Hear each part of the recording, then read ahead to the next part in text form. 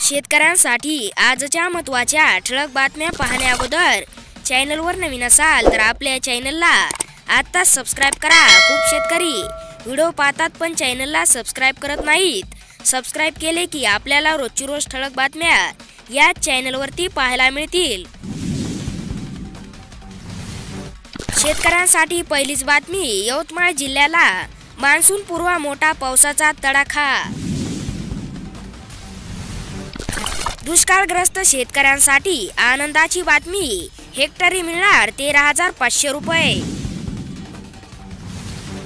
केंद्र सरकारच्या पीएम किसान योजनेच्या 17व्या हप्त्याचे 2,000 व राज्य सरकारच्या नमो शेतकरी योजनेचे 4थ्या हप्त्याचे 2,000 म्हणजेच या दोन्ही योजनेचे 4,000 या जून महिन्याच्या शेवटच्या आठवड्यात 22 किंवा 25 तारखेला होणार शेतकऱ्यांच्या खात्यात जमा। हमीभाव खरेदी योजनेत शेतकऱ्यांना 11 कोटी। मूल तालुक्याची स्थिती, खरीपाच्या तोंडावर शेतकऱ्यांना मिळाली मदत।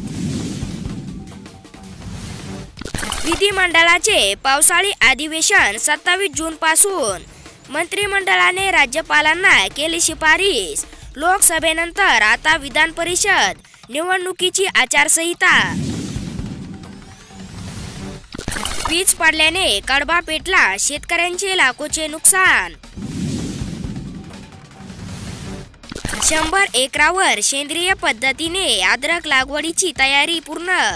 190 शेतकऱ्यांचा अद्रक पिकविण्याचा अभिनव उपक्रम।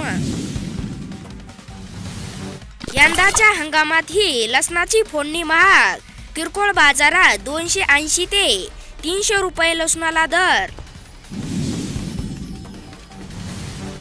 कमी दरामुळे कांदा उत्पादक शेतकरी चिंतित।